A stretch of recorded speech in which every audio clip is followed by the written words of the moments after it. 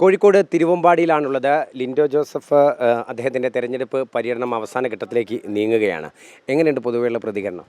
പൊതുവെ വളരെ അനുകൂലമായ സാഹചര്യമാണുള്ളത്. പ്രത്യേകിച്ച് മലയോര മേഖലയിലുണ്ടായിട്ടുള്ള വികസന പ്രവർത്തനം വലിയ രൂപത്തിൽ ജനങ്ങളെ സ്വാധീനിച്ചിട്ടുണ്ട്.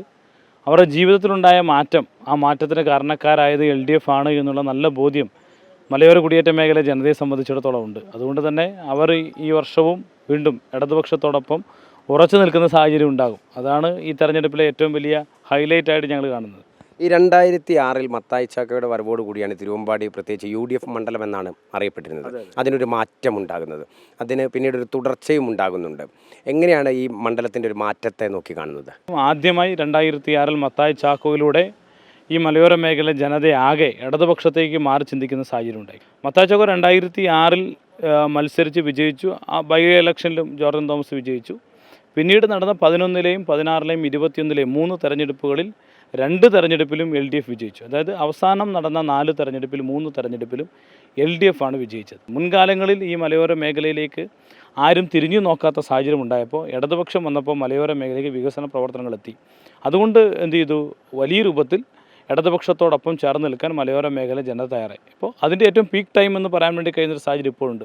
തുരങ്കപാതയും മലയോര ഹൈവേയും ഉൾപ്പെടെ 3875 കോടി രൂപയുടെ വികസന പ്രവർത്തനം കഴിഞ്ഞ 5 വർഷം കൊണ്ട് നമ്മുടെ മണ്ഡലത്തിൽ നടപ്പിലാക്കി. വന്യമൃഗശല്യം, ഒപ്പം തന്നെ മലയോരത്തുള്ള ചില ഈ ഫോറസ്റ്റ് ഡിപ്പാർട്ട്മെൻറ്റുമായിട്ടുള്ള ചില പട്ടയത്തെ ചൊല്ലിയുള്ള ചില നിസ്സാരമായ ചില പ്രശ്നങ്ങൾ, ഇതൊക്കെയാണ് UDFൻ്റെ പ്രധാനമായിട്ടുള്ള പ്രചാരണം. തിരുവമ്പാടി മണ്ഡലത്തിൻ്റെ മഹാഭൂരിപക്ഷം വരുന്ന പഞ്ചായത്തുകൾ പുതുപ്പാടി, കോടഞ്ചേരി, തിരുവമ്പാടി, കൂടരഞ്ഞി പഞ്ചായത്തുകൾ വനാതിർത്തി വലിയ രൂപത്തിൽ അവരുടെ അതിർത്തി പങ്കിടുന്ന മേഖലകളാണ്.